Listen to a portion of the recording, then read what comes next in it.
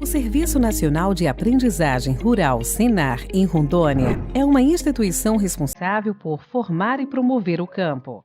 O Senar Rondônia foi fundado em 1993 com a missão de desenvolver ações de formação profissional rural e de promoção social para as pessoas do meio rural, contribuindo para o desenvolvimento social e sustentável através de capacitações e assistência técnica e gerencial. A instituição é integrante da Confederação Nacional de Agricultura e Pecuária do Brasil, CNA, vinculada à Federação da Agricultura e Pecuária do Estado de Rondônia, FAPERON, tendo como sua base e principais colaboradores de trabalho os sindicatos dos produtores rurais. A formação profissional rural capacita por meio de cursos diferentes cadeias produtivas. O programa Jovem Aprendiz capacita jovens e adolescentes para atuarem com profissionais junto ao meio rural. O Alfa Campo é uma oportunidade para jovens e adultos do campo aprenderem a ler e escrever, enquanto o negócio Certo Rural capacita os profissionais da administração de suas propriedades. O programa Mulheres em Campo incentiva o empreendedorismo e gestão para mulheres do campo. Com os programas Saúde do Homem Rural e Saúde da Mulher Rural, a instituição busca prevenir doenças e promover a saúde das famílias do campo.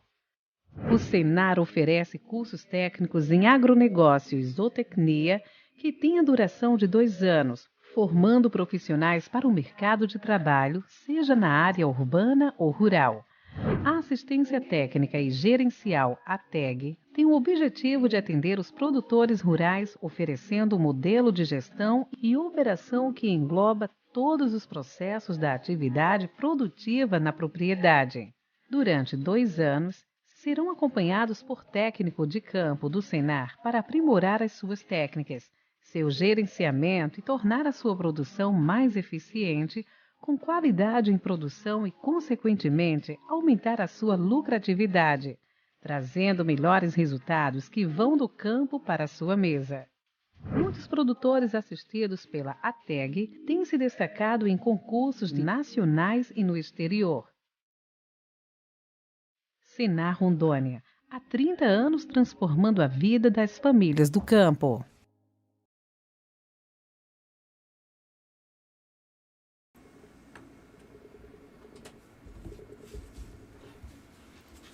Rapaz, minha careca tá brilhando, não é pouco não. Eu não posso nem falar muito não, porque eu já tô quase. Tá ralo. Olá, eu sou Marcondes Santos e hoje eu trago aqui, jornalista, um bate-papo aqui, estilo podcast. Meus colegas aqui que vou apresentar, estou aqui com o Hélio Dias, que está aqui hoje, também um entrevistador, ganhamos um entrevistador aqui, um repórter diferenciado, viu? Doutora Marli, também advogada, apresentada. Certeza, obrigado pelo convite. E hoje nós vamos sabatinar, digamos assim, o nosso querido Valdeci Tosi, superintendente do BASA, onde nós vamos falar vários assuntos, falar um pouco sobre essa questão socioambiental, a situação do produtor rural, o apoio que o BASA vem dando a esse produtor, a questão da linha de crédito. Quero aqui já deixar nas mãos do nosso querido Hélio Dias, fazer os cumprimentos aí. Hélio, muito obrigado por estar aqui conosco, né, começando esse desafio, né, somente para o produtor rural hoje, né? O primeiro podcast, né, que a gente está realizando, essa primeira conversa franca, iniciando nessa noite. Cumprimentar aqui o nosso jornalista Marcone, né, a doutora Marli, o nosso entrevistado, né, uma pessoa convidada, nosso muito conhecido aqui de todo o estado de Rondônia e da Amazônia, né, Valdeci Tosi, foi presidente do BASA, um banco com a dimensão continental dessa, né, com muitas agências. Daqui a pouquinho você vai falar para nós o tamanho dessa instituição financeira de desenvolvimento da nossa Amazônia. Valdeci, que é sempre funcionário de carreira do BASA, conheço toda a sua trajetória, saiu aqui de Rondônia e foi ser presidente de um banco de uma grandeza dessa, que é o BASA, né? E a importância que tem, Marconi, a nível de Amazônia, né? A Amazônia é legal, né? Atendendo aí 7, 9 estados brasileiros, e hoje aplica um volume substancial que é o FNO, né? Fundo Nacional do Norte, constitucional. Daqui a pouco você vai falar um pouquinho sobre da onde vem o dinheiro do BASA para ser uma instituição tão forte como essa, né? Então, é muito importante o BASA para o estado de Rondônia, para a Amazônia, os investimentos desde o microcrédito, o crédito para o pequeno, para o médio, para o grande, para o meio urbano, para o meio rural. Realmente é um banco de desenvolvimento macro para todo o Brasil. E você que está nos ouvindo, nos assistindo, os bancos oficiais que nós temos aí, Banco do Brasil, Caixa Econômica, BASA, Banco do Nordeste, são os bancos federais que a gente chama, né? E quantos bancos, Marconi, existe aí a nível de Brasil dos estados, que são os bancos de desenvolvimento estaduais, mantidos pelo orçamento do estado, administrado pelos estados brasileiros, né? Banco Pará e outros. Aqui em Rondônia não deu muito certo, foi o Beron que faliu, né? O Beron nos deixou uma maldição muito triste aí. Deixou uma dívida aí que até hoje desconta-se no até hoje SPM do Estado, né? Mas é isso aí, a gente não pode só pensar no pessimismo. Eu acho que o BASA tinha que contratar o Hélio já como garoto propaganda, viu? Porque eu ia te perguntar sobre a atuação do banco, como é que está a atuação do banco hoje, mas ele já vendeu o peixe. Eu falando aqui que o podcast é basicamente, para nosso produtor rural, é uma prosa, né? Nós estamos fazendo uma prosa aqui, é uma conversa franca com todos, numa linguagem bem tranquila, para que essa população nossa, que é tão importante no nosso estado, nossos produtores, possam compreender bem a atuação do banco. O Banco da Amazônia é um banco federal, banco hoje que tem 81 anos, né? Então a gente atua nesses 7 estados da região norte, mais Maranhão e Mato Grosso. O principal fund, o Hélio já falou bem, o nosso fundo constitucional do FNO. O FNO ele vem de 0,6% de tudo que é arrecadado de IPI e de imposto de renda do país. Né? Isso é definido pela Constituição Federal. A Constituição Federal de 88 destinou isso e já carimbou lá, olha, esse 0,6% tem que ir para o norte e quem vai cuidar vai ser o Banco da Amazônia. Então o Banco da Amazônia cuida desse fundo constitucional que hoje, somando o patrimônio, hoje representa em torno de 46, 47 bilhões de reais. Então essa é a carteira que hoje é administrada pelo Banco da Amazônia. Só aqui em Rondônia é em torno de 10 bilhões de reais que é administrado pelo Banco da Amazônia em Rondônia. Está emprestado. Ou seja, está emprestado para produtores, para empresários. Está girando. Está girando o recurso. Alguns estão pagando, a gente já pega esse que está pagando e já empresta para um outro. Por isso que é importante a gente sempre falar de adimplência, porque quando um não paga, eu deixo de emprestar para outro que está precisando. Porque é um recurso que gira, tem recurso novo que entra, mas tem recurso, a maior parte do recurso vem dos pagamentos.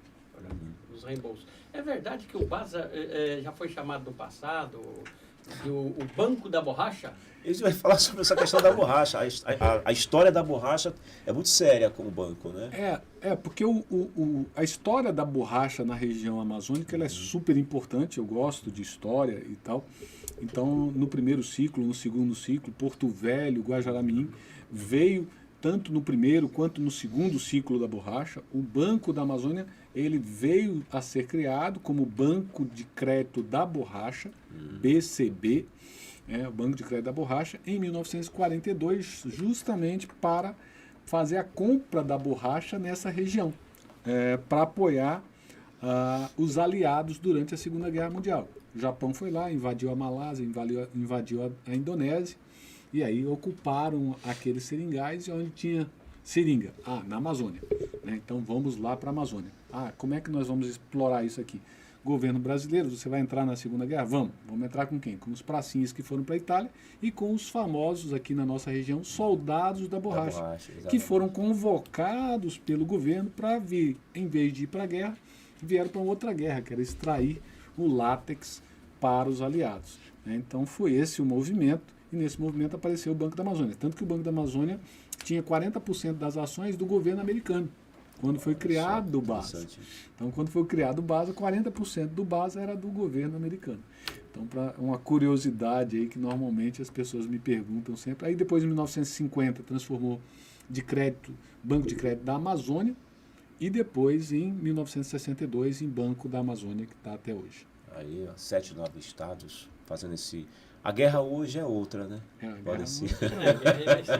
A guerra felizmente, produção de felizmente é alimentos, né? outra e o trabalho que a gente tem feito agora, e o banco ampliou, né, a sua linha de atuação. Hoje você atua independente do setor rural, do agro, a gente financia tudo o que é possível ser financiado no agro, desde o pequeno ao grande empreendedor, na mesma forma no urbano, ou seja, desde o microempreendedor urbano até o grande empresário, ao grande empreendimento de infraestrutura, é financiado em todos os ramos. Ou seja, em todos os ramos. Existem pouquíssimas restrições em relação aos financiamentos do banco. Por exemplo, o banco às vezes não financia indústria de armas, não financia indústria de fumo. Algumas dessas são restrições que estão dentro da política do banco, mas os demais é bastante amplo a condição de financiamento. Desde que cumpra a função social, né? Exato. O trabalho, como é um recurso público, mas que tem risco para o banco, ou seja, o banco assume o risco. Se o produtor não pagar, se o empresário não pagar, o banco paga o fundo. Né? O banco ressarce o fundo daquele lá e o banco vai ter que cobrar do produtor, tem que cobrar do empresário. O fundo ele tem que ser mantido para que ele possa voltar a gerar receita para a população e para os novos produtores. Então, é um recurso firme, ou seja, fixo, então está sempre lá, então está entrada de recurso todo ano é em torno de 3,6, 4 bilhões de reais novos, né, que entram no BASA e que o BASA aplica com esses recursos do IPI, do Imposto de Renda. Por favor. Gostaria de perguntar para ti o Plano Safra. Vamos Banco entrar da Amazônia. Exatamente no tema. O Banco da Amazônia, por exemplo, tem essa previsão de mais de 7,6 bilhões, chega até 9, eu acho que, de investimentos em todos os estados. Rondônia, ano passado, ficou em terceiro. Esse ano parece que nós temos aqui o nosso superintendente, que é o ex-presidente, sabe o caminho das metas. Conhece mesmo. Será que a gente chega perto de 3 bilhões ou 2 bilhões e meio? Você acha que de aplicação em Rondônia, com o trabalho, com a previsão, com o planejamento, a estratégia que vocês do banco estão... O banco está com um desempenho muito positivo no primeiro semestre. Foi um desempenho, já no primeiro semestre a gente aplicou 1,2 bilhões de reais no estado de Rondônia. Então, ou seja, tem uma pretensão de nós chegarmos aí 2,7, 2,6. O recurso que está destinado para Rondônia é de 2,2. Isso é o que está carimbado e tal para Rondônia de 2,2. Mas normalmente o que acontece com Rondônia, com Tocantins, com uma parte do Pará, é que são os estados mais pujantes em termos de dinamismo, principalmente do Plano Safra na região, né? Aí você pega lá, o Tocantins está com 1,5 milhão de hectares plantados, então já está com... o Pará já está com quase 1 milhão de hectares plantados, né? E aí Rondônia vem na sequência. Então, ou seja, está com um volume de plantio muito grande. E isso demanda, não só para o custeio, mas também para o investimento, uma soma muito representativa de recursos. Então, a gente acredita que fazendo um trabalho bem feito, um trabalho selecionando bem os produtores, a gente consiga atingir esses 2,4, até 2,7 recursos. E aí, os estados que não aplicarem, a gente vai... como pelas beiradinhas aí, sai tirando dos outros. Superando essa meta, né? Superando as metas aí que são audaciosas, mas eu acho que são factíveis e plenamente mensuráveis e necessárias, inclusive, para o estado de Rondônia. Ali tinha uma pergunta aí, né, mano? Quando lança o plano Safra, a gente sabe que existe uma certa corrida nos recursos. Como é que é essa corrida? É fácil? Tem alguma facilidade nisso? A Marli perguntou uma pergunta certa, porque o que acontece realmente é isso, né? Algumas linhas, né? Por exemplo, vou dar um exemplo aqui de uma linha que nós atuamos, né? Que é o BNDES-PCA, que é uma para armazenamento, né? Um programa de apoio ao armazenamento do BNDES, só que ele destina um determinado montante, às vezes 5, 10, 20 bilhões de reais para o país todo. Então, todo mundo, todos os bancos, cooperativas de crédito vão para o BNDES buscar esses recursos. e muitas vezes não sobra para a nossa região norte. Né? Chega lá as outras regiões, são regiões mais consolidadas, então normalmente o próprio BNDES aprova mais rápido essas regiões e não tanto a nossa região. Então por isso que o Banco da Amazônia é positivo, porque nós temos duas fontes, né, de recursos. Nós temos o FNO, que ele é constante, então todo mês está entrando, todo mês está tendo essa linha, todo mês está tendo recursos, então às vezes acabou o PCA lá do BNDES, mas o BASA tem o FNO ainda e está atendendo. E além disso, esse ano a novidade é que o banco entrou nos recursos equalizáveis, então o banco vai ter lá R$500 bilhão de recursos equalizáveis. Então recursos equalizáveis nada mais é do que eu pegar o dinheiro que está na poupança ou no depósito à vista lá no BASA, aí você vai lá, deposita lá R$1.000 lá no BASA, o BASA pega esses R$1.000, está remunerando você lá a Selic, 13,75 a Selic hoje, e vai emprestar para o produtor a 8,5, a 12.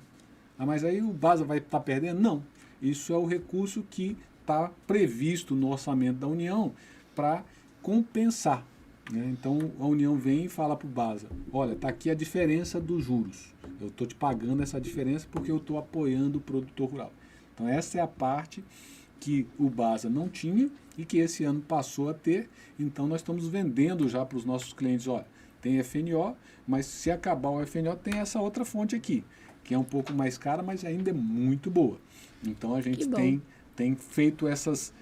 e para os médios produtores, né, como os médios e grandes produtores, a gente já está vendendo para esses médios, já falando, ó, FNO vão tomar 70%, 80% e 20% desse outro recurso aqui, porque senão você acaba com todo o FNO e eu não vou conseguir depois atender o pequeno. Porque nós estávamos conversando aqui antes, né, se os recursos do FNO... Exatamente. É que aquela guerra, que a gente estava até na brincadeira aqui, em relação a essa questão dos juros, Valdeci, eu sei que o produtor, ele quer trator, até sempre fala isso, ele quer trator, ele quer maquinário na... Inovação. Exato, e tecnologia. Qual que é a questão do banco nesse sentido aí? Tem buscado esse... Agora, para reforçar essa pergunta dele, Boa, o próprio BASA, por exemplo, qual a visão de vocês? Parece que houve dois lançamentos de dois planos safra, agricultura familiar e agricultura comercial. A gente sabe que em Rondônia nós temos aqui 670 mil hectares de soja, 260 mil hectares de milho, de grãos. A gente sabe que a agricultura comercial é o que consome o maior volume de recursos para custeio e para infraestrutura. Logicamente, sabe que a Slater também financia os pacotes tecnológicos aí, que ajuda muito. Você acha que esse ano, eu não tenho dúvida que pelo Pronaf nós não vamos ter dificuldades. E o Pronamp, que é o recurso para o pequeno e para o médio produtor. O médio produtor, por exemplo, e o grande, aqui nós temos muito médio. O plantador de soja aqui em Rondônia, os grandes são muito poucos. Os médios que estão ingressou nessa em recuperação de área. Vai ter recurso do ABC, vai ter recurso desse programa de armazenagem, comercialização. É tão importante, você imagina, só para vocês terem uma noção. A maioria da nossa safra de Rondônia, ela é transportada no lombo de carreta. Ou agora em silos, silos que a gente chama de linguição, tudo jogado no chão, o milho, soja, que os armazéns nós não temos estrutura. Eu acho que a estrutura hoje de Rondônia de armazenagem, em grãos, chega a 30%, 35%. Nós temos um déficit de quase 60%. E ninguém faz silo sem dinheiro.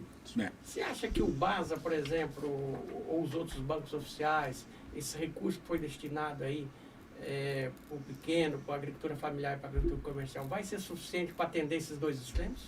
Eu acho que para o Rondônia, eu acho que a gente tem um momento assim em que alguns produtores eles estão mais reticentes em fazer novos investimentos tão significativos, em razão até de um momento de readaptação. Nós estávamos num momento em que você tinha um custo muito elevado, mas o preço das commodities, da soja, do gado, nós estamos falando aqui de armazenagem, mas então da soja e do milho principalmente, estavam muito bons. Né? E agora caíram muito e trouxe uma situação desafiadora para o produtor rural. Como é que eu vou continuar investindo, mas o produtor rural, que é produtor rural, sabe que a agricultura ela vive de fases. Né? Você tem uma fase mais pujante e outra fase um pouco menos, com margens mais apertadas. Não quer dizer que não tenha resultado, acho que tem as margens mais apertadas. Mas eu entendo que tem recursos do FNO disponíveis, inclusive para o ABC e para a armazenagem. Os juros são mais baratos, são juros de 6,82% ao ano, fixo, sem variação. Então, ou seja, ele vai tomar 6,82 hoje, daqui a 10 anos, quando ele terminar de pagar, está 6,82. 6,82 basicamente é juros de poupança. Então, é um juro extremamente barato para ele fazer investimento com tranquilidade. Porque não adianta você pegar um juro muito caro para você fazer investimento de longo prazo. O que a gente sempre recomenda para o produtor rural é, no investimento, pegue recurso barato. No custeio, na manutenção da atividade, de preferência você trabalhe parte teu risco, parte risco banco. Por quê? Porque se der problema num custeio, eu segurei uma parte eu tomei prejuízo, outra parte banco, mas aí eu tenho condições de me reerguer, porque o meu endividamento de longo prazo é juro mais barato e as parcelas, obviamente, vão ser mais baratas. Se ele pega recurso de investimento, pega o recurso dele, da safra, e faz investimento, e faz toda a safra dele com recurso de terceiro, se ele tiver algum problema, e a gente é sujeito a problemas, ou chove demais ou chove de menos, e você perde a safra, você vai ter um problema na safra seguinte, porque aqui você vai falar para o banco, eu quero renegociar. O banco, beleza, vou renegociar para você perdeu, está aprovado, vou te dar mais 1 ano, ou mais 2 anos para você pagar. Aí como é que ele vai bancar a próxima safra? Aí ele vai na mão da trade, ou vai na mão de um fornecedor que o juro é muito mais caro, que a situação é muito mais... E esse rebate do juro, no caso do ABC, das boas práticas sustentáveis, quais essas práticas que se enquadram, por exemplo, o produtor quer fazer um financiamento para plantar, que tipos de boas Por exemplo, práticas? e aí é para você ver como que está bem mais aberto essa linha de inovação. Antigamente, inovação para o plano era basicamente você tinha que fazer algo excepcional, algo que não fosse diferenciado em todo o Brasil. E agora não, é de micro-região. Então, por exemplo, você plantar um café colonal com irrigação é inovação. É inovação. Você fazer o plantio direto na palha é ABC. Você protege o nitrogênio do solo, você protege o solo da chuva, do sol, então você gera uma proteção e gera menos gás carbônico no ar, então é um benefício. Muito se fala, por exemplo, da agricultura, e a agricultura será, no futuro muito próximo, um dos maiores geradores de crédito de carbono do mundo. Então, esse ponto que eu já, aproveitando fazer como o Érico colocou, aproveitando a pergunta, esticando um pouco, digamos assim, o caldo, pode ser. Vamos lá. Essa questão do carbono, a questão do meio ambiente, o banco tem se preocupado com isso, de fato, lá na ponta, orientando aí o pequeno produtor, o médio, né? Aquele que muitas vezes ele tem potencial, no entanto, ele não consegue, de repente, uma orientação ali no dia a dia. É óbvio que o Senar, né, Faperon, aí está aí para fazer isso, né, para dar esses cursos. Ele vai falar um pouquinho disso depois. Mas o banco tem se colocado lá na ponta, porque o respaldo, óbvio, não é só chegar e entregar o dinheiro ali, né? Claro. Mas tem que orientar, é óbvio que tem. Eu acho que a gente tem que passar por duas questões, né? Quando a gente conversa com o produtor rural, na hora da concessão, a gente trabalha as duas questões. Uma é a educação financeira. Ou seja, você dizer para ele, ó, você está tomando esse recurso para esta finalidade. Ou seja, para você comprar isso, para plantar isso, para fazer isso. Por quê? Porque é isso que está no plano e é isso que vai gerar capacidade para você pagar o banco. Você tomou isso aqui, comprou uma caminhonete, fez isso não sei o que, reformou a casa, que não era um benefício, além de ser um crime, porque é um desvio de recurso público, ele ainda é um problema porque ele vai ter inadimplência. Ele não vai conseguir pagar depois. E também faz a orientação para a questão sustentável, a questão social, ambiental, Por quê? Porque não tem como a gente olhar para o futuro da agricultura sem olhar para a sustentabilidade. O produtor rural está muito consciente disso. Só que, tanto que o banco, para conceder um financiamento, a primeira coisa que ele chega lá, o produtor vai na propriedade, é ele fazer o levantamento socioambiental. Primeira coisa. Antes dele fazer o projeto econômico-financeiro, ele tem que fazer o levantamento socioambiental, que a gente faz o geomapeamento da propriedade e verifica lá se ele tem propriedade próxima à área indígena, se ele tem APP, se ele tem PROD, se ele tem embargos, se ele tem trabalho escravo, se ele está na lista de trabalho escravo, se ele tem ação, se ele tem certidão negativa do IBAMA. Então, olha toda essa varredura que hoje é automatizada, Qual inclusive. ferramenta que se usa? Isso. Hoje o banco ele utiliza uma ferramenta de um aplicativo chamado Terras, que é um parceiro do Banco da Amazônia, uma startup regional, uma startup de Belém do Pará, com recursos de capital anjo e tal, e o banco apoiou essa startup e hoje é uma parceira do banco que tem esse aplicativo e faz esse levantamento e toda essa verificação. Com isso, o produtor rural ele pode receber esse relatório e falar, olha, minha propriedade está ok. Ele recebe esse relatório. Esse relatório fica na mão dele, ele fala, olha, aqui eu estou com as APPs e tal, estou com o mapa da propriedade, bonitinho para ele apresentar lá para o frigorífico ou para quem ele quiser fornecer, dizendo, a minha área está ok. Eu queria fazer uma pergunta sobre o Pronaf. Bora. Mas antes, Boa. um pouquinho, gostaria de cumprimentar as pessoas que estão nos assistindo, né? Ricardo Sá, lá de Cacoal, todo o pessoal lá do sindicato. Bacana. Está mandando cumprimentar você. O Zé Neto de Paraná, o Jax de Presidente Médici, o Crebin lá de Alvorada, enfim, uma turma aí que estão prestigiando essa primeira live, esse primeiro podcast aqui da Federação, do Senar, com a sua presença importante e marcante no esclarecimento das informações necessárias. Sobre o Pronaf, nós temos os 3 tipos de Pronaf, o A, o B e o C, né, com valores aí desde o pequenininho até aquele médio, né, já passando para o produtor médio. As taxas de juros veio bastante atrativa em vista da atual conjuntura aí de Selic alta, né?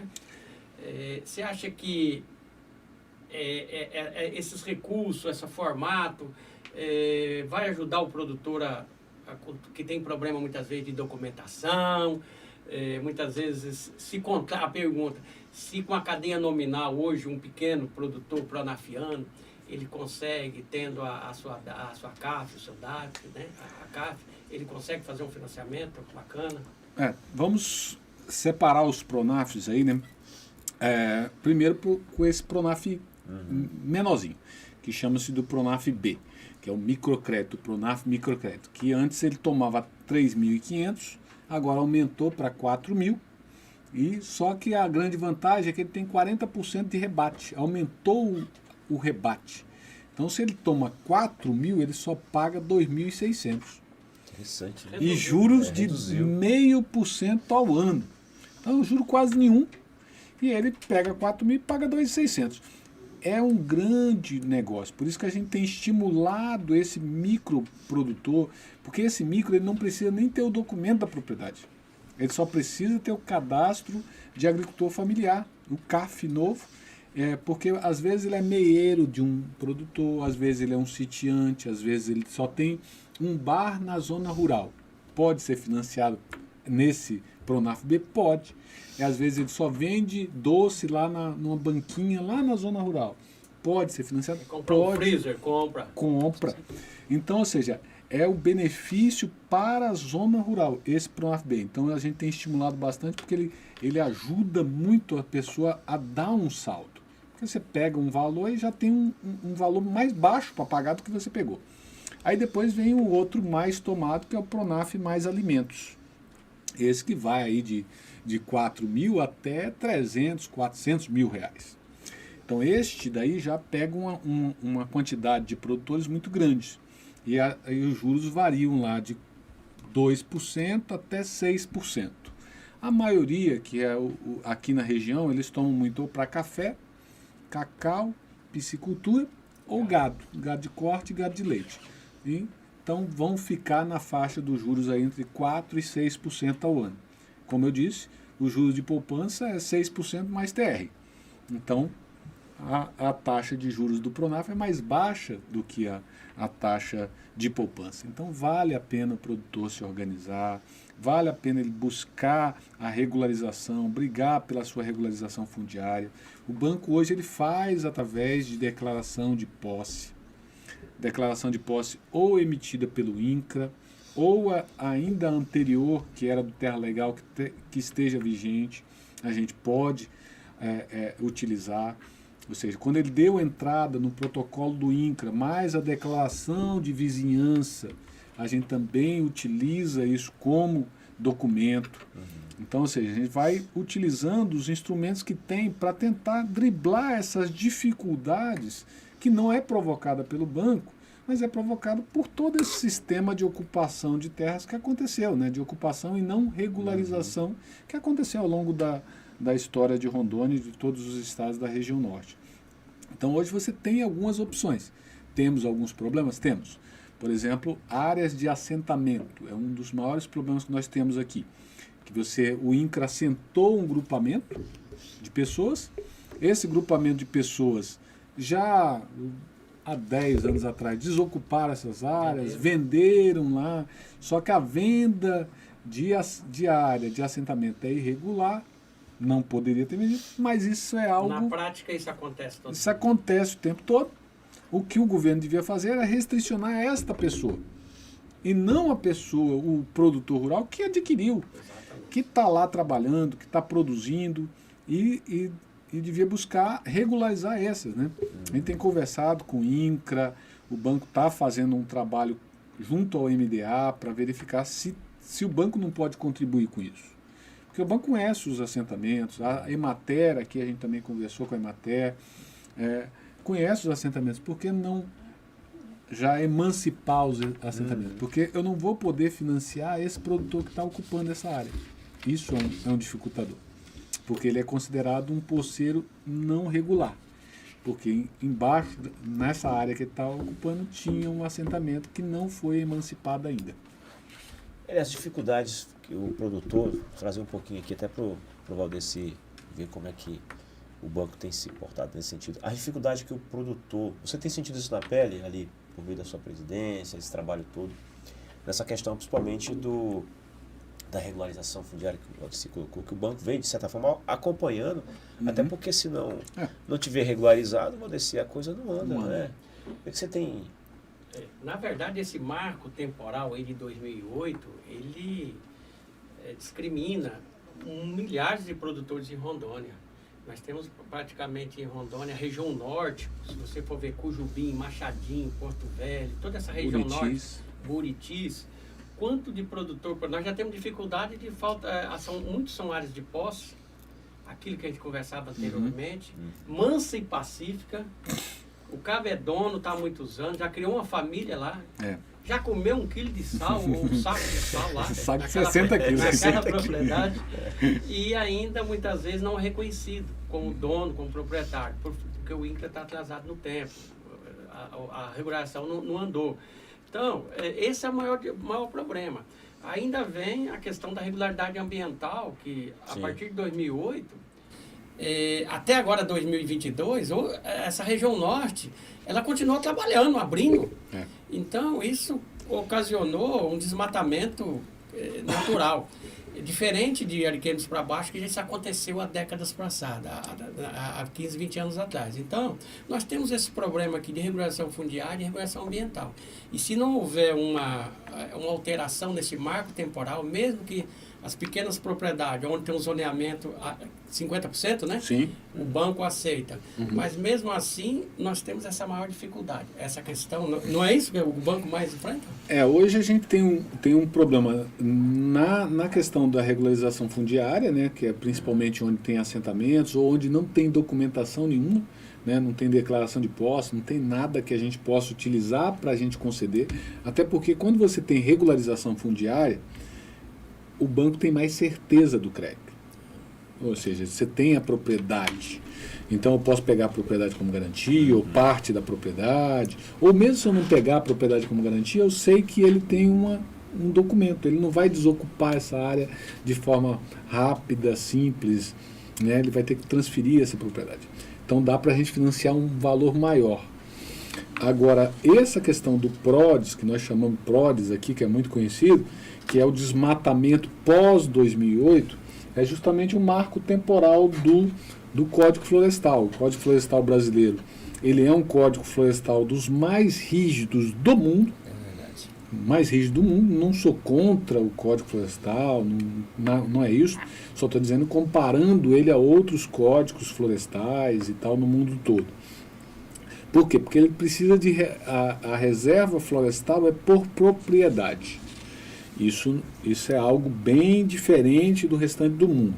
No restante do mundo, você não tem você imagina, você tem lá 100 hectares, você é obrigado a deixar tantos por cento sem uma atividade econômica permanente.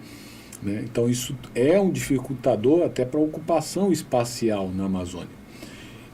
Então, o PRODES, esse marco temporal, traz um problema para o banco, porque onde tem esse PRODES, eu não posso financiar. E a pergunta ao Valdeci e ao Hélio também, aproveitando que ele está aqui, né, te sabatinando, levo para ele também. O que fazer nesses casos, né, Valdeci? Você fica numa situação... prejudica as operações do banco, óbvio. Prejudica. O produtor fica sem acesso a crédito. E aí fica aquela situação que o banco está burocratizando e não é bem isso. Ou é? Não é bem isso. Ou seja, o banco ele tem que seguir a legislação, né? Ele tem que seguir a legislação. A mesma coisa que eu estava conversando com o empresário hoje, que ele está construindo aqui, ele falou, não, assim, o banco é muito burocrático, aí eu falei, mas isso não é banco, não, é a prefeitura que exige o alvará de construção, não é o BASA que exige. É porque você não pode construir sem um alvará. Você não pode fazer isso sem... Você não pode... Para mim te financiar, você tem que ter o alvará de funcionamento, a licença ambiental. Para regular, né? Tem que estar regular. Os órgãos públicos, municipal, estadual ou federal, né? E o grande problema do PRODES é assim, é que ocorreu o Código Florestal, mas só que nós estávamos num período de expansão e de movimentação interna dentro do Estado. Né? Quando você vai olhar quem é que ocupou lá Cujubim, quem é que ocupou aqui na Nova Califórnia, Extrema, eram moradores da região centro-sul do estado. Migração interna. Nós estamos falando de 30 anos, 40 anos, né? Nós estamos falando de 20 anos atrás, de 2008. Aí quando você... o nível de consciência ambiental do produtor vem aumentando. Hoje, por exemplo, é inaceitável você, de 2020, 2018 para cá, é inaceitável você falar em desmatamento irregular sem autorização. É inaceitável. Por quê? Porque isso está muito mais consciente. Eu acho que o código ele deveria ter esses steps como está hoje, por exemplo. Hoje você está falando em reforma tributária e está falando que a reforma tributária só vai começar lá em 2028. É um prazo maior, né? Ou seja, você tem um tempo para que você vá se adaptando à nova realidade. Né? E que dê condições para esses produtores rurais se legalizar. Né? Porque o PRODES, simplesmente, ele diz o seguinte, você desmatou, então você tem que cercar essa área e deixar ela se reflorestar ou você reflorestar essa área. Você não pode ocupar essa área com atividades econômicas tradicionais. Toda intervenção feita após 2008, o Código Florestal é taxativo. Por isso que a única saída é mudar o marco temporal. Porque eu sou defensor, nós da Federação da Agricultura e sindicatos, a partir de agora é desmatamento zero, fogo zero, para que realmente, e mesmo assim nós temos 58% de mata em Rondônia. E o Brasil é o país que existe uma lei imperativa de 20% a 80% que a gente tem que preservar.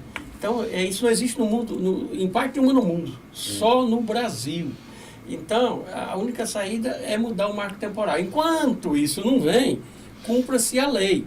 Agora, acreditamos que a ala política, quem faz as leis movimento. federais possa fazer uma emenda que realmente possa sanar ou reduzir, aumentar esse prazo para 2018, 2020, né? Que seria um prazo ideal, que aí nós poderíamos trazer a maioria dessas propriedades aqui da região norte para a legalidade ambiental, para a legalidade social. E o banco poder financiar essas áreas e promover o desenvolvimento com mais força. Apesar que todo desenvolvimento está sendo promovido aqui é na força do braço, né?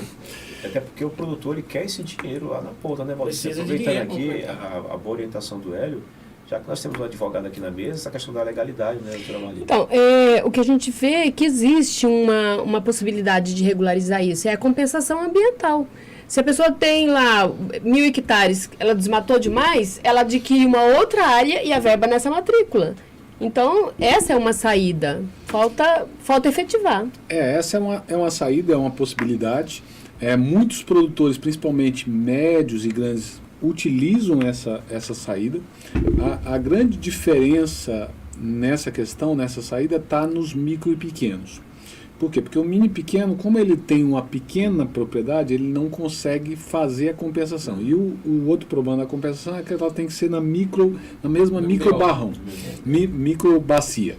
Como é microbacia, você tem uma área, e se você está numa área produtiva, você vai ter que comprar uma outra numa área produtiva, que é um custo mais alto. E aí, uma das soluções seriam fazer a compensação via para esses mini pequenos, comprovadamente produtores e tal, dentro das próprias florestas estaduais, né? Ou seja, as florestas estaduais fariam a compensação dessas áreas, ou faria uma possibilidade de você compensar com crédito de carbono, ou com plantio de culturas permanentes, né? Por exemplo, eu cultivar café, cacau, ela traz um benefício ambiental. Ela vai fazer absorção de carbono, ela vai trazer um benefício ambiental talvez até maior do que você cercar e deixar se regenerar naturalmente. Então, se você fizer essa compensação ambiental, ou mesmo o produtor de soja ou de milho, mas que ele fizer o plantio e comprovar esse plantio de uma forma ambientalmente adequada, ele poderia fazer parte desta compensação. Ou seja, algo que é factível, ou você fazer o pagamento dessa compensação por crédito de carbono da atividade bem realizada. O nome jurídico que se dá é o uso sustentável da propriedade, né? Porque o que a gente está discutindo bastante hoje, o que o mundo está discutindo, nós precisamos fazer a descarbonização. Temos que fazer a descarbonização, temos que fazer a descarbonização. Hoje, na Amazônia, o que mais provoca carbonização é o que a gente vê aqui ao redor de Porto Velho, as queimadas. Isso provoca uma carbonização muito elevada. O desmatamento, sim, também, mas a carbonização ela acontece muito mais com a queima.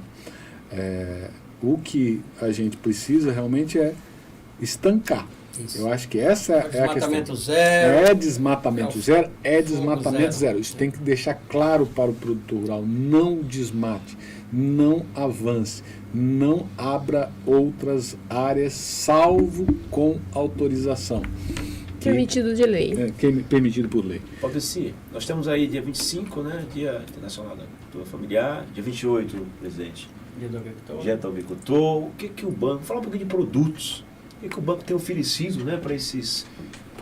Especificamente, eu até entendo que você já falou bastante sobre isso, mas pontuando aí. Para os produtores rurais, inclusive para essas datas especiais, a gente vai fazer uma programação especial para essas datas, justamente proporcionando ao produtor redução de tarifas, redução de despesas dele, porque muitas vezes esse produtor tem que pagar uma tarifa de avaliação, uma tarifa disso, e aí para essas datas especiais o banco vai ter uma promoção em benefício desses produtores, e ao mesmo tempo o banco tem as linhas não FNO. Nós falamos muito do FNO, a gente tem as linhas não FNO, que é o LCA, o custeio e investimento de letra de crédito agropecuário.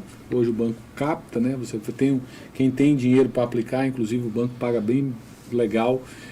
Quem tem sobrando dinheiro, em vez de se aplicar num banco digital aí, aplica no BASA, na LCA, que em algumas aplicações da LCA está rendendo lá 110% do DI. Então vale a pena aplicar no BASA, Banco Federal, já fazendo meu peixe aqui, porque o dinheiro que você aplicar no BASA, lá na poupança, ou num CDB, ou num LCA, vai para o produtor rural na nossa região. Então, a família da roça, o produtor rural, ele vive numa constância, né? Bom, será que chove ou chove demais? E, apesar de ser trabalhador, eles também querem uma certa segurança na velhice, para acabar com essa preocupação. Então, eles têm, aos 55 anos, a mulher, ela aposenta, e a mulher aos 60. Mas a gente sabe que é pouco, né? É pouco isso, e a gente quer saber, assim, se o banco tem se preocupado com a questão da tranquilidade dos produtores rurais na velhice. Bem, o banco, a gente tem orientado, né, o produtor rural. Sempre quando a gente faz o financiamento, a gente sempre tem tratado com o produtor rural 2 produtos que são, eu acho que são produtos que não são produtos bancários tradicionais em si, mas são produtos correlatos ao financiamento, né? Um produtor rural que ele tem que pensar lá na frente, né? Muitos produtores rurais pensam, não, vou fazer a minha reserva, a minha poupança, a minha reserva é o gado, a minha reserva é o café, não sei o quê. Mas não, muitas vezes você precisa ter uma previdência privada. O Banco da Amazônia tem uma previdência privada no regime PGBL, que é um produto para você aplicar lá no banco, vai aplicando todo mês, e aí quando você chegar lá nos seus 60 anos, você poder ter uma renda vitalícia de acordo com a sua poupança que você fez. Eu acho que não dá para você contar só com aquele salário mínimo que vai sobrar para você. E a renda do sítio, que ele já viveu a vida inteira em prol da renda, né? Só a renda do sítio, né? Então, você tendo esse produto, né, uma previdência privada, que é muito comum nos países todos do mundo, e no Brasil é muito poucas, são poucas as pessoas que têm previdência privada, e a previdência privada, ela é um benefício. Assim como o seguro, né? O seguro de vida é essencial para o produtor. Às vezes acontece uma fatalidade, ninguém está sujeito a viver eternamente, e aí, se ocorre uma fatalidade, você tem um seguro prestamista, você tem um seguro de vida que vai cobrir aquela dívida, e você vai não deixar para os parentes, para a esposa, para os filhos, um problema.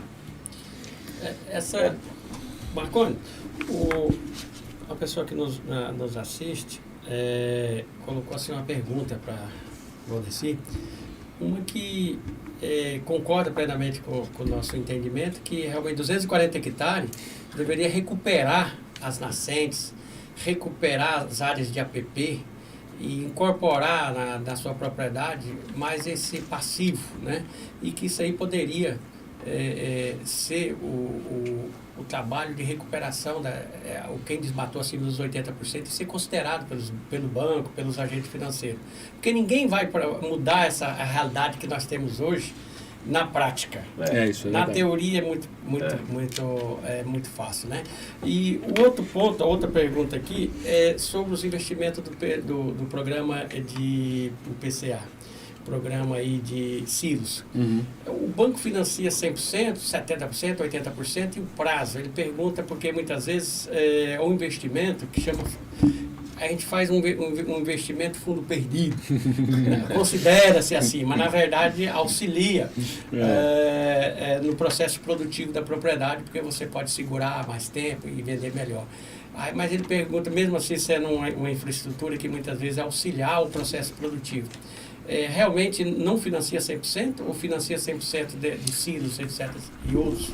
Vamos lá, as duas questões aí. Uma questão é a própria questão da recuperação de áreas degradadas, principalmente as APPs, né?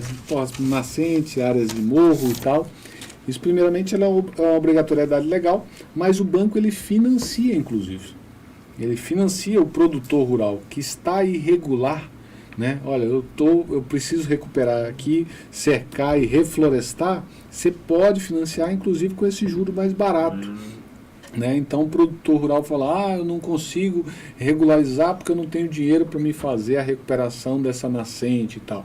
Vai no Banco da Amazônia, faz o seu projeto e certamente você vai poder ser beneficiado.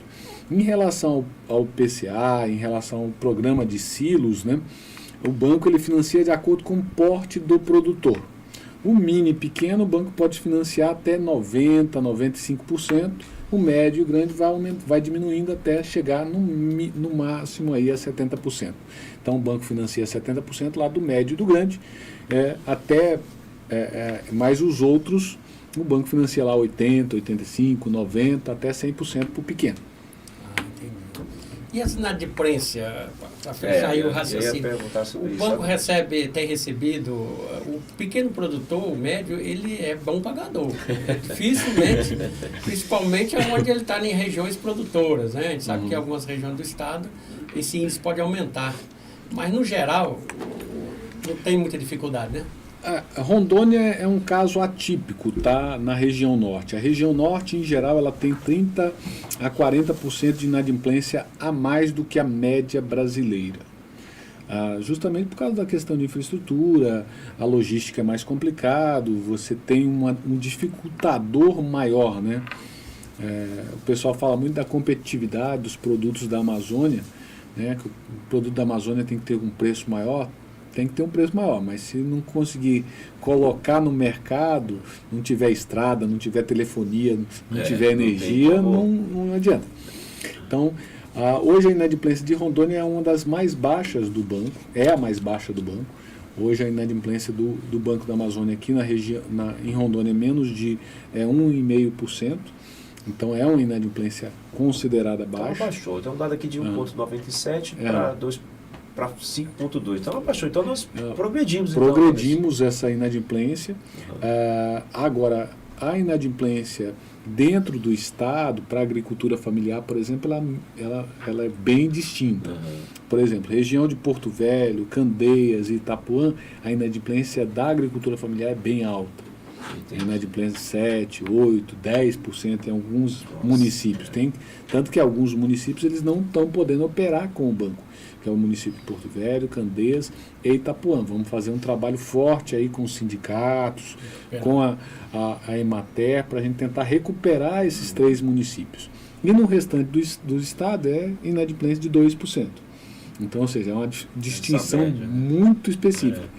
A inadimplência de Porto Velho fica muito parecida com a inadimplência do Amazonas, que é nessa média, né? É bem mais alto. Pode ser 27 anos, né? Carreira aí ou mais. Exatamente, 27. 27 anos de base. 27 anos, 5 anos parece que para você começar esse trabalho, né? Isso é regra lá na instituição, no base. Mas eu vou te fazer uma pergunta em relação a essa questão, tá bem, a pauta, digamos assim, é bem fria, mas é importante para o momento, até porque foi impactante para os produtores. A pandemia, como é que vocês lidaram com isso, essa questão da pandemia, e o que você sentiu? E essa pergunta vai não só para você, como também aqui para todos nós, né, inclusive para o Hélio, com relação a esse impacto ao produtor. Muitos se falam que a pandemia ela acelerou o nosso mundo, o mundo há 10 anos para frente.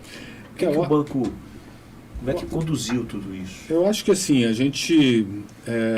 eu acho que é sempre no problema, né? Quando você tem muitos problemas, quando você tem mais dificuldades, que você começa a pensar em outras soluções. Quando você está na bonança, quando você está na parte só boa, você acaba não olhando as oportunidades que se tem.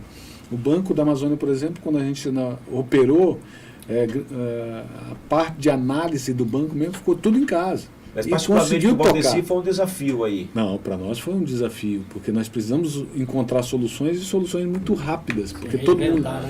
A área agrícola era uma parte que não poderia parar. Se eu plantei, eu tenho que colher. Então o produtor tinha que colher, mas como é que ele vai colher protegendo os trabalhadores? Como é que ele vai colher? O acesso, né, dificultava mais, né? Acesso e tal.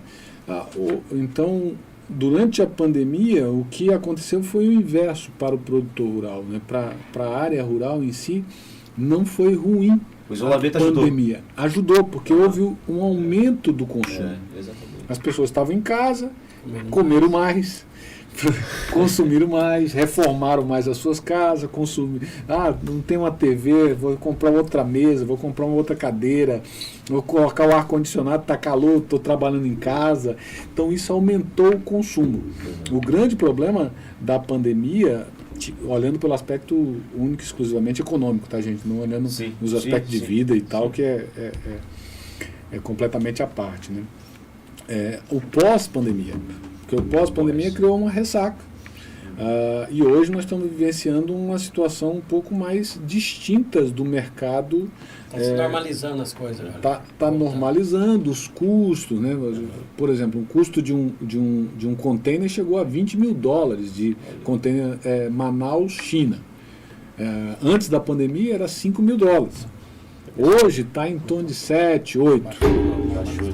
Hoje já voltou a um patamar normal. Da pandemia? Estamos aí há 3, 4 anos. 3, 4 anos. 3, 4 anos, né? Hélio, por favor, você. E aí agora o dificultador agora do produtor rural, o grande desafio do produtor rural é readaptar agora a uma situação que era de muita bonança. Nós estávamos falando aqui de arroba bovina R$300. E agora nós estamos falando de arroba de 180, 190. Os custos baixaram, mas não na mesma proporção. Então é um desafio adicional para o produtor trabalhar com novas margens, né? Então ele vai ter que investir muito em tecnologia para produzir mais, ele vai ter que controlar muito bem os seus custos, porque o preço está dado. Né? O preço do mercado já deu, então você vai ter que trabalhar no teu custo para você ter a margem adequada. E a conta chega, né? Quem tem financiamento tem que pagar, quem, por exemplo, deve para o vizinho tem que pagar, então realmente tem que redimensionar. Depois uma pergunta. Dentro desse contexto, o banco também se reinventou, né? Eu acho que todos os bancos, as empresas, as entidades... chegou o processo de digitalização, a globalização, a internet vem mais forte. O banco se modernizou durante esse período. Por exemplo, sempre se fala que o Banco do Brasil é totalmente digital. E o BASA parece que caminha nesse mesmo ritmo. E, inclusive, pelo que a gente está sabendo, parece que tem até expansão, crescimento de novas agências no Estado. Está acontecendo isso mesmo? Está acontecendo. O banco, o que aconteceu? Né? Durante a pandemia, você tinha uma situação. Eu tenho que atender o produtor rural lá distante. E principalmente o micro e pequeno.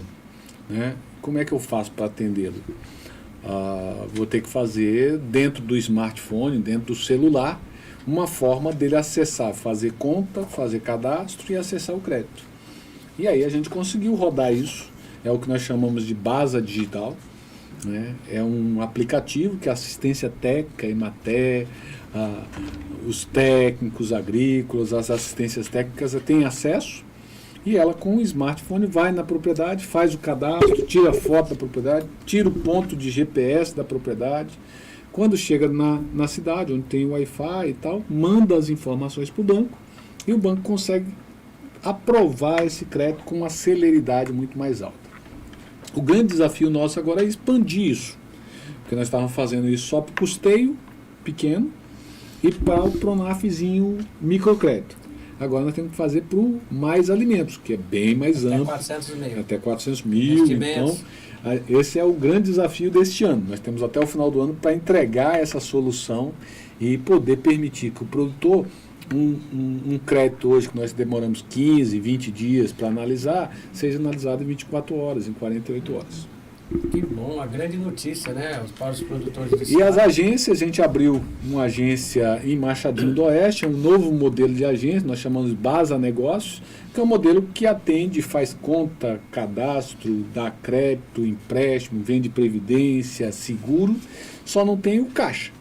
Só não tem o dinheiro lá, a pessoa pagando e recebendo. Tem um caixa, um ATM, normalmente do banco 24 horas, em que ele pode sacar, pode pagar nesse ATM que é terceirizado, que não é do banco, mas é terceirizado e pode prestar esse serviço. Então o banco fica muito mais enxuto e eu posso abrir novas agências. A gente está prevendo abrir Alta Floresta, Ouro Preto e São Francisco. No próximo ano a gente quer abrir São Francisco também e expandir um pouco o BASA aqui para dentro de Rondônia.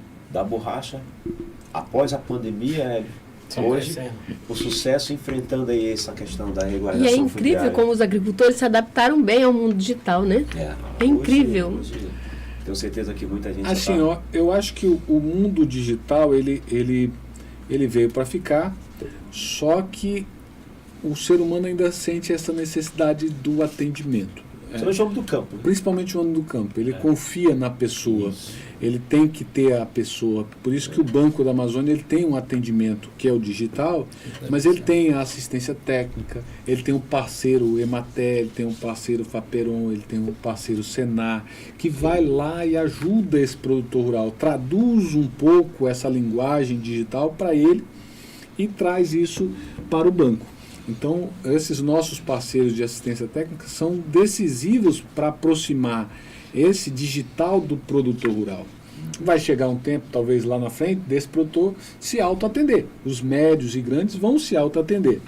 Mas o micro e pequeno, mesmo quando ele se autoatender, vai sempre ter o gerente de relacionamento. O que aconteceu com os bancos digitais, né?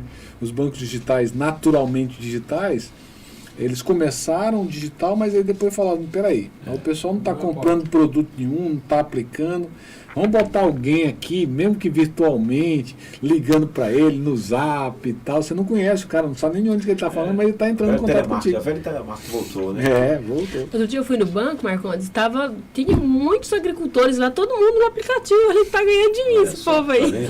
Pois é. De verdade. O Valdeci falou Eles aí. se adaptaram bem. Hoje, todos têm que se adaptar, doutora Maria. Nós estamos caminhando aqui para o final, né? Hoje, o papo descontraído aqui, a vítima foi o Valdeci hoje, né, Hélio?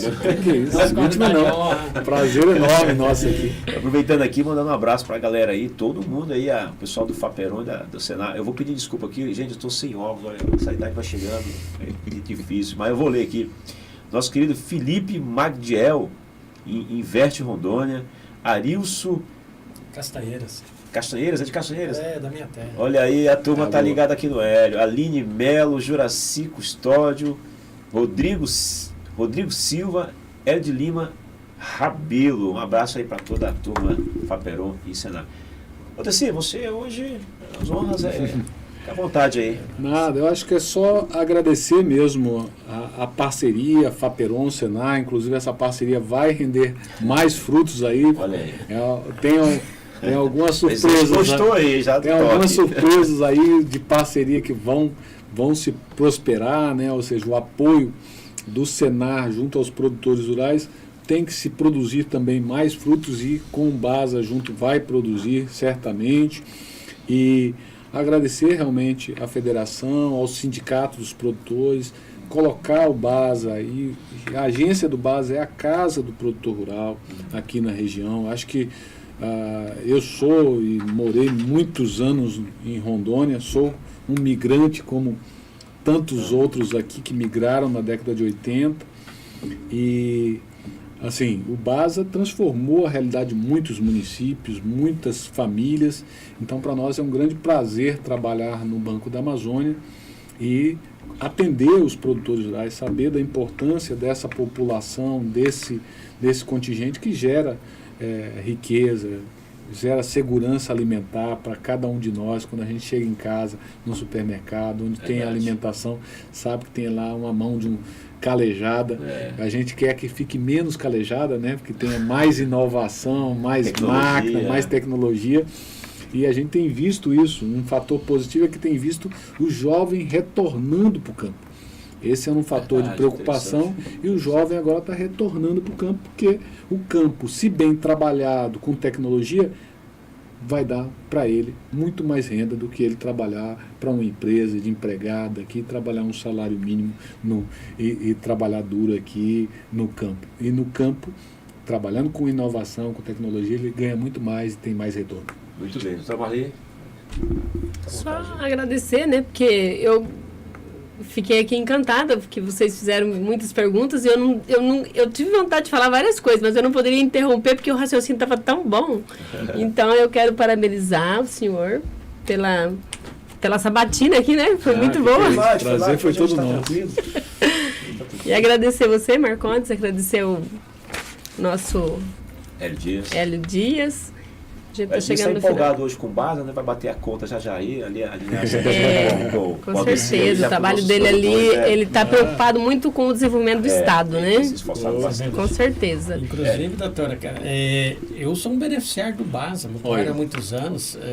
O Baza realmente alavanca não só a minha vida privada, na minha propriedade, mas como de milhares de produtores desse Estado. Então, o Baza é um motor do desenvolvimento do Estado de Rondônia quando se diz em crédito. Agora, nós vamos avançar, o testemunho que eu estou dando aqui, nós vamos avançar junto, Baza, Senar, nosso corpo técnico, no sentido de prestar consultoria técnica na elaboração de projetos. Começa amanhã esse desenho, essa largada, estamos conversando, e nós vamos ter muitos técnicos que vão elaborar projetos em todos os níveis, né? Para melhorar a vida dos produtores do Estado de Rondônia, das agroindústrias, enfim, de todo o público que o Baza potencializa. Então, eu acredito que o Baza já tem muitos parceiros, como a Emater, várias empresas de consultoria credenciadas no Baza, mas o Senar vai ser mais um parceiro, e aquele parceiro que vai pegar firme, para levar o crédito, como no dia de amanhã tem um acompanhamento, uma assistência técnica devida, para que a qualidade desse crédito seja realmente bem aplicada. E eu vi a preocupação do senhor o tempo inteiro na questão do armazenamento. E essa é uma questão que tem que ser preocupada mesmo, sabe por quê? O produtor vai produzir e a hora que ele tiver que colher, ele vai colocar onde? Vai ter quantos caminhões esperando para levar? Não tem, Marcondes, ele tem que ter o armazenamento. E o Baza agradece, né? Muito bem, gente. Estamos aqui encerrando mais esse podcast, é isso? É isso, tá. Vamos encerrar e agradecer. Primeiro de muitos, né? Iniciando hoje, né? Lógico, a visita o prazer todo nosso. Ex-presidente do Baza e conhece tudo sobre crédito, então foi um começo bem feito, né? Começo tratando de crédito, de inovação, de desenvolvimento. Discutimos regulação fundiária, que é um tema seríssimo. Avançou muito. A experiência do nosso amigo Valdeci Tossi contou muito durante esse nosso bate-papo aqui, muito reto, muito franco, né? Eu acho que essas informações aí que nós temos que levar a cada dia, uma informação que realmente seja de confiança, uma comunicação que eu chamo boa comunicação, né? Isso. Levar que ele chegue lá na ponta, lá nos pequenos, no médio, do grande produtor, para que ele possa estar informado e também a cada dia saber buscar esse crédito realmente diferenciado que o Baza tem. Muito bem, e com essas informações aí, eu encerro aqui mais esse podcast, sempre lembrando, né, que o nosso podcast é todas as segundas-feiras, às 19h30, sempre com convidado, como o Valdeci, dessa qualidade aí, né, de papo. E eu, Hélio e a doutora Marli estaremos aqui sempre te aguardando. Segunda-feira, às 19h30, porque Rondônia é da gente, Rondônia é água. Até a próxima.